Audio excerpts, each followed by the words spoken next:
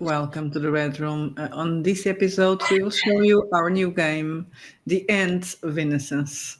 Our most innocent and The not only, red game ever. well, not Ratchet, definitely, but Yes, I know, it's not Ratchet. there have been other non-Ratchet, but this one is not just not Ratchet, it's also very innocent. No boobs. Totally safe to read. Um, so it's called The End of Innocence since this is a game where we are supposed to play kids. It is a simplified version of the Red system in several ways. Less pages for rules, including that. Less skills, and that's basically what it is all about. And you can, I guess, you can play it with kids. You can. I'm not sure if the game itself, as it's not a story game, is the best way to introduce kids to games, but you could play them Well, I think it could be. young. I guess so. I'm not sure. Well, I learned the rules when I'm in the. Basically, these were kind of not exactly these ones, but the first game I played was a second edition D&D, so it's basically the same thing. Okay,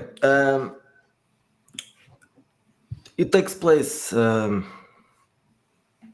not exactly in a specific timeline, but you can place it in the 70s, in the 80s, in the 90s. You can even adapt it to the 2000s and later if you want to, because the rules are flexible in that regard, but the settings not quite.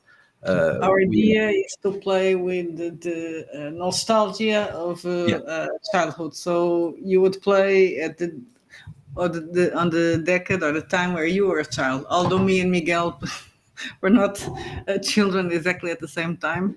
No, So we need to a play. bit We would older. play I'm a Gen Xer. She's a late millennial. So early millennial, hmm? early millennial, not late. Early. Yes, I'm a late Gen Xer, and you are an early. Well, I'm not really a late Gen Xer. I'm a Gen Xer, a pure Gen X. Okay, let's start showing the book, and then you can mention the other stuff about it. Okay, this is the cover. Of course, this is not really interesting because it's AI slop, as people would say. So we have the attributes and so we have the character creation is the first thing after the introduction. In the introduction, you talk a little bit about what the game is. Let me just say, you'll notice how Yeah, cutesy the illustrations are. I think Miguel was having grossing himself out while he well, was doing later. some of this is stock art, so I just downloaded it. I didn't have to create the images. Um, the attributes are the same as usual, and the skills are a little bit simpler, but there's still an origin and life path to roll on. It would make sense because it'll tell about your family. Exactly. In this case, it's definitely about your parents, not about your character. I mean, the origin.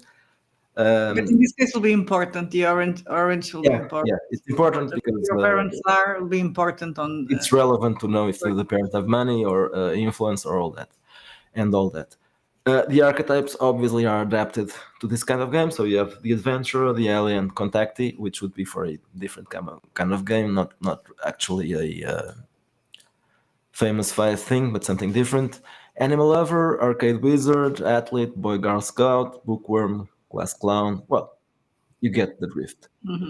Characters that tomboy and rebel and whatever. Tomboy is only for girls. Yes, Important to say. definitely just for girls. There are some archetypes that might be just for boys or just for girls. Um, the way skills work is the same way as in other red games. The list of skills is a little bit shorter than usual, and it has some.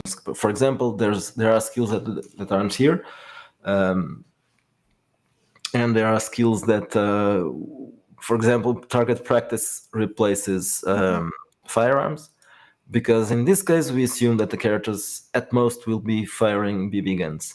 Of course, Or that's not they call it. the what. How do you call it? Fisgas?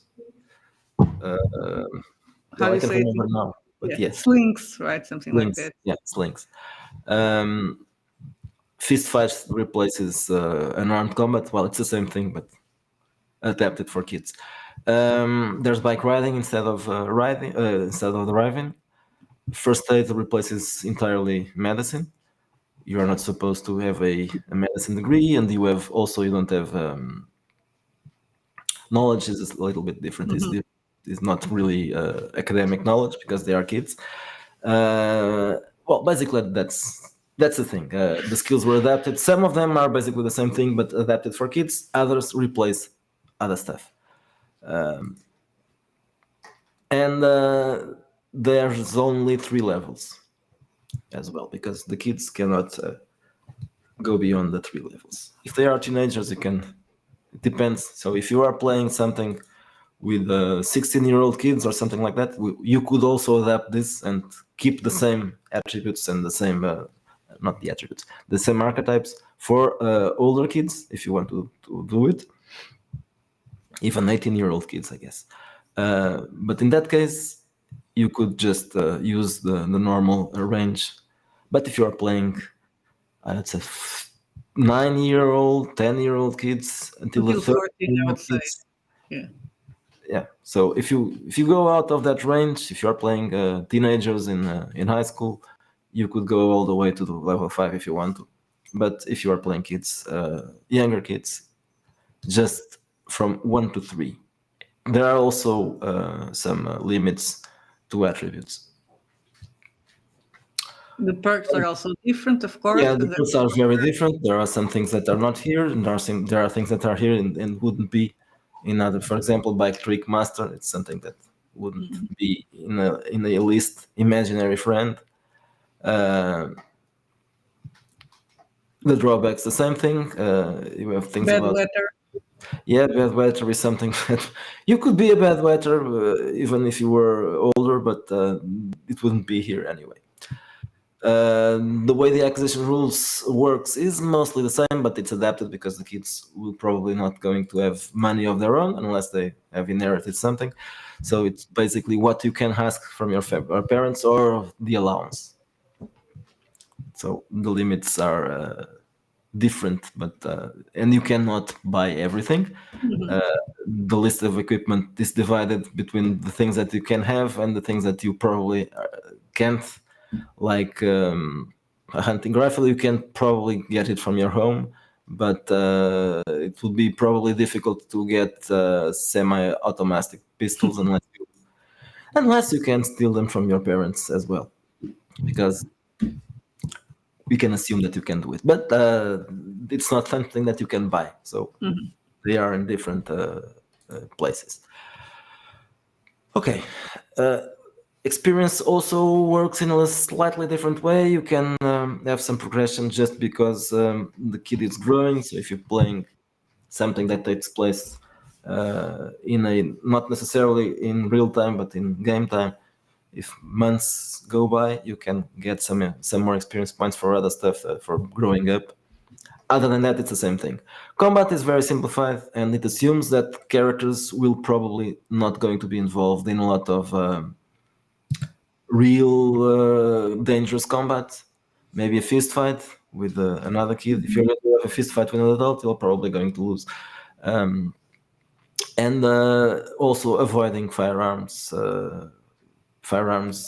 combat with firearms, running away instead of being there, because assuming that the characters do not have also firearms, they would just be targets. Even if they have firearms, of course, that's not. And even if yeah, probably they don't know how to use them. Though I have seen very little kids shooting rifles and all that, so it's possible. That's just well, it's possible, but it's not the most common thing. Character death is also something that we decided not to include here because the fiction usually do not includes the character death. So if you are reduced to 0 or less, you're probably going to go unconscious instead of dying, and then you'll wake up later, and or with a first aid roll or something.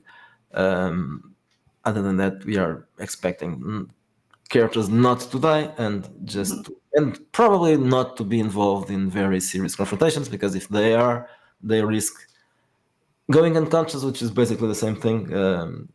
Even if you do not die, you probably get in a dire situation which you cannot get out of. Bike riding, obviously, are rules that were expanded. Well, expanded, not just expanded. It's not just a skill. There's a rules for that, which are based on driving, usually the usual driving rules, but adapted to bikes. Fear and Panic is also a little bit different, though it works the same way in terms of the structure. You gain fear points, you roll. When you get to your threshold, you have to start rolling panic rolls, but they work in a different way, and the triggers are also not exactly the same, even though some are similar. We are assuming that even if you play this as a horror game, you are not going to play it the same way as Darker or Gothic. So your situations might be a little bit different, but the general thing is mostly the same. There are also investigation rules, which is something that has been introduced in some of our games, but in this case, they are adapted to the kind of things that you find in the Goonies or the Famous Five or the Seven or all that literature. So these are rules for playing and finding clues the way kids might do it in those in the fiction. And there are several steps for this. Figuring so, interviewing people, finding clues, analyzing the clues, talking to each other as well. There are mentions. So there's the journal, which is the place where the characters will, not the players, but the characters. Actually, the players can also do it, but it's Well, supposed. it's a way for the players that like taking notes to encourage Yeah, them. people will like Use to it. take notes. They can write the mystery journal themselves. So the journal is supposed to help the characters document and detail their investigations and what they found and all that. There's some mention to the clubhouse headquarters, because it would be the place where the characters would discuss what they are doing and all that. The adult intervention is not for helping, but for complications, because in this case, adults would probably interfere with the investigations. There are some mentions to types of mysteries, which is basically a few small plot hooks. Dream abilities is kind of a semi psychic rules for groups that do not want to have psychic characters. This adds a little bit of the unknown, not magic, not psychic, but uh, childhood dream turned into an ability. Each character will have one of these abilities if the game master allows, of course. This is not optional, but it's discussable. It's not optional because if you are playing a supernatural game, you probably will want to have this. But if you are playing a merely crime investigation, Encyclopedia Brown stuff, just investigating mysteries, you might not want to have the dream abilities there. It's up to the game master. But by default, it's an official rule. So the characters have one thing that they can do, but it's not something that they can do because they want to. It's something that is triggered by circumstances, and it can only happen if the circumstances are correct. And even then, it's still something that is not controllable. So it's something that might happen and give you some bonus, but it's not really. It's not the power. So, for example, let's give an example. Bike control. Trigger while riding a bike. Effect. Bike responds to thoughts, performs impossible stunts. Limitation. Must maintain complete confidence. Any doubt breaks the effect. Okay, this might happen occasionally, once per adventure, not per game session, per adventure. It depends if if it takes more. I would say that most of these games would probably be short, but not necessarily a one shot. So Yeah, it it could happens. be depending of the adventure. It can go to Two, sessions, three, or three. more. Yes. Now, the weird meter is something that you are going to keep a score of, like fear points, but these are a little bit different. And so, if you gain weird points, you well actually you gain weird points when you find strange things. So this is more for or supernatural kind Hmm. of game, and even though Yeah, some you can just play little detectives with nothing supernatural. yeah, so in that case, you probably Right. will not gain weird points, even though it's not entirely impossible because sometimes, uh, even if there's no supernatural, there can be some unexplainable, so they could still be used. Now you get those points, you accumulate the points, and when you get to a certain level of points, you'll have some things that will happen. The effects. The effects are both good and bad. So you'll have some advantages when acting with the supernatural, but you'll also have problems. I'll give an example from the level 1 to 3 when you are starting. You might have a bonus to relevant investigation rules when investigating supernatural phenomena, but you might have occasional difficulty sleeping, or sometimes you will be distracted by things, and the adults will notice it. So you accumulate points, and they give you advantages and disadvantages. Psychic abilities is a possibility. It's not mandatory. You can use them or not if you want to have psychic characters, or if you want to have just psychic characters. I don't know. I think Psychic Kids would be a little bit too scary. Yeah, it might be a little bit weird, but you can do the Stephen King stuff if you want to. I wouldn't want to. Yeah, okay. Some people like to read Stephen King. Um, so psychics in this case, they are kind of similar to the psychics in the core rule, but slightly adapted, and they are less powerful in this case. Then there's magic. Magic is supposed to be Only uh, for non-player characters, right? yeah, the kids are not supposed to have even the time or the opportunity to learn ritual magic, so they are not cannot use it. But if you want to use magic in your game, there are some rules here for that, and you can use it for NPCs, or just inspired by this to do some magical events using this, but not necessarily the rites itself. It can be just a curse or something, and you can use this as what provoked the curse. Then we have a list of adversaries. Some of these are basically the same thing that we include in every game. There's animals and several human characters, archetypes. And then we have cryptids, which are, I think they belong here. They are the same cryptids that were included in Darker.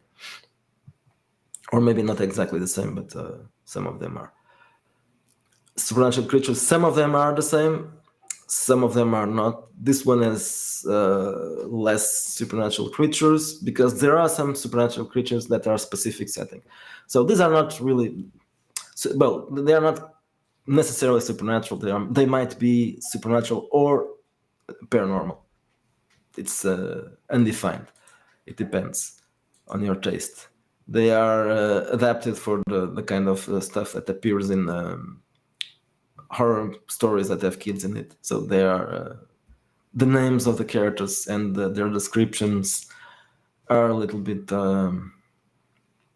how would I call it? Not as scary as Hmm. usual, like goosebumps. I think I never watched that, but I imagine that's the kind of thing that would be in goosebumps.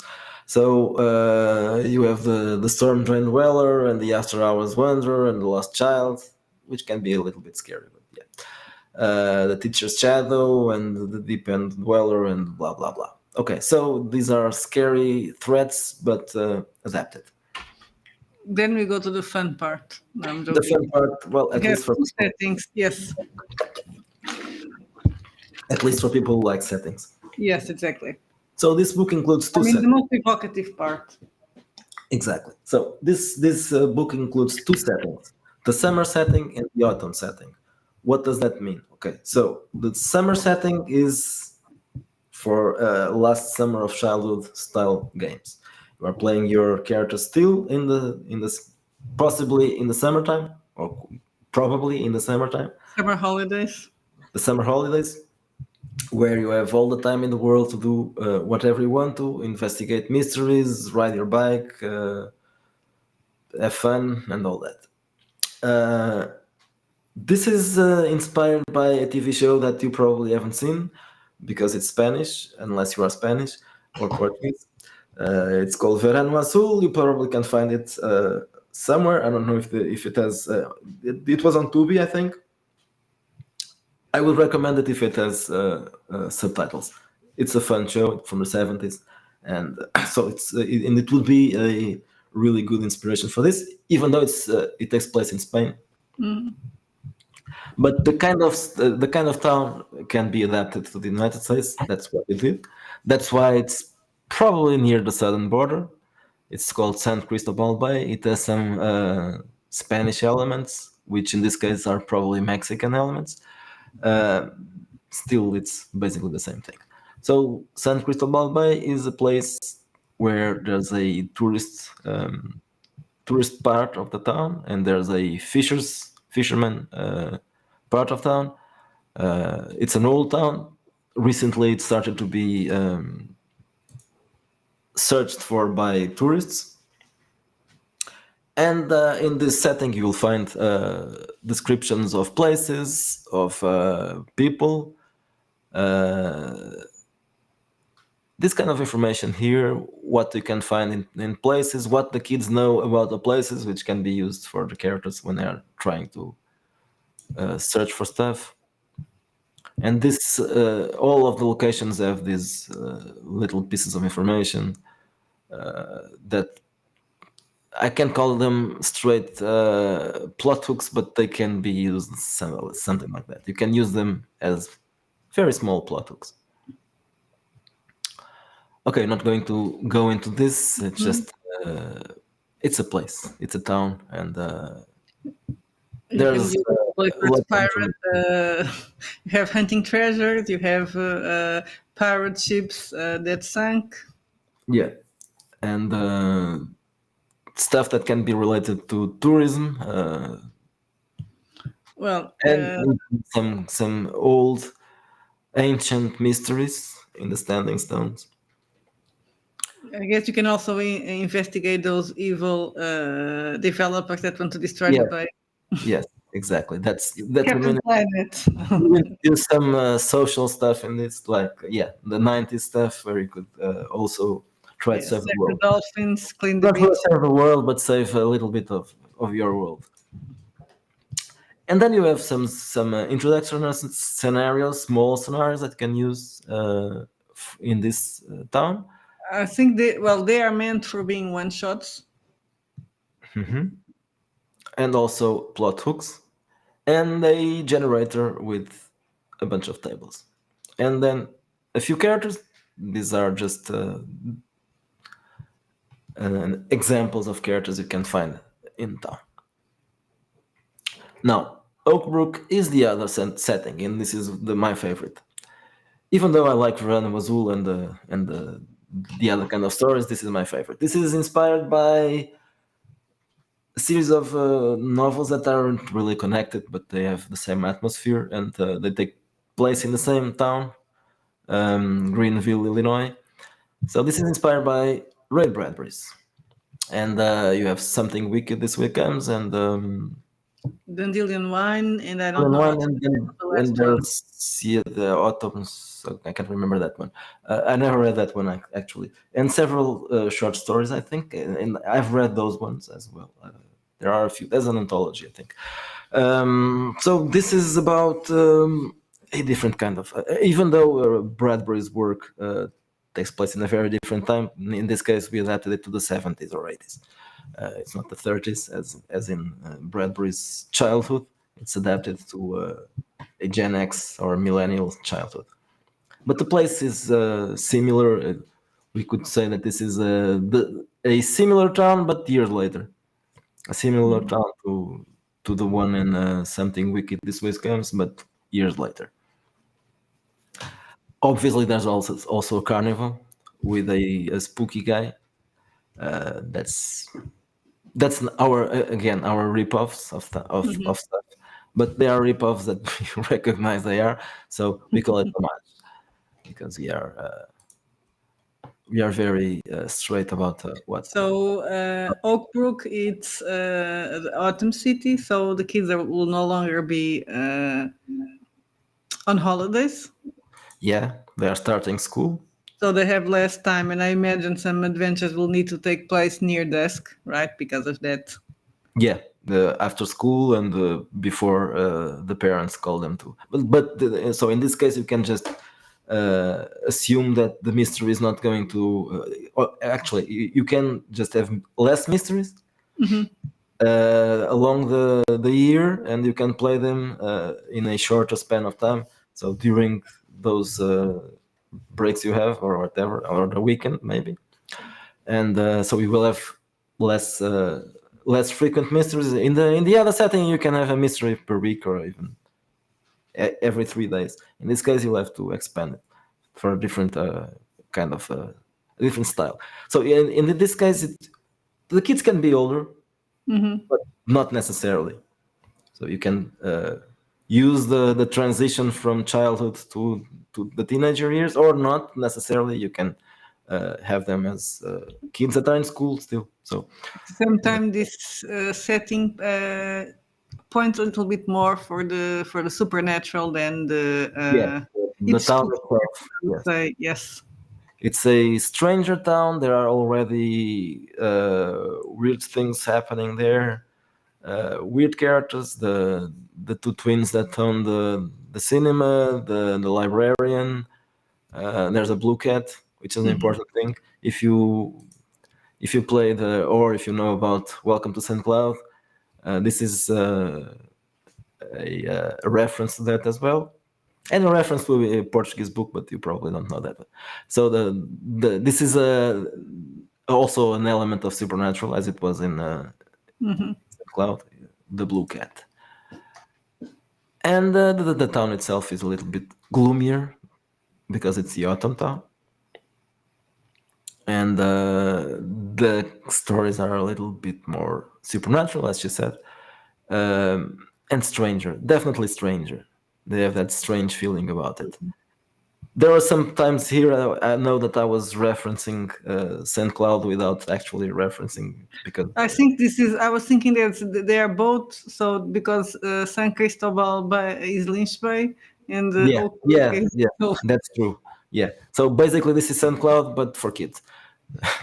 I guess that's what we can say. separated in two And different, yeah, Crystal Bay is Lynch separated Bay, into kind different of, cities. Yeah. even though it's a little bit more touristic than Lynch Bay, but yeah, it has the same kind of. There's a lighthouse, um, and in this case, yeah, this is very much a Saint Cloud style of town, even though it's not probably not in the same place, but still, it has the same weird vibe. As in the other case, you have adventure, you have a plot hooks, you have adventures, small adventures, and you have Generator, a and generator then and also a few characters. And well, this one is I didn't ask for it, but she looked a little bit like the log lady, so I used it. Another reference.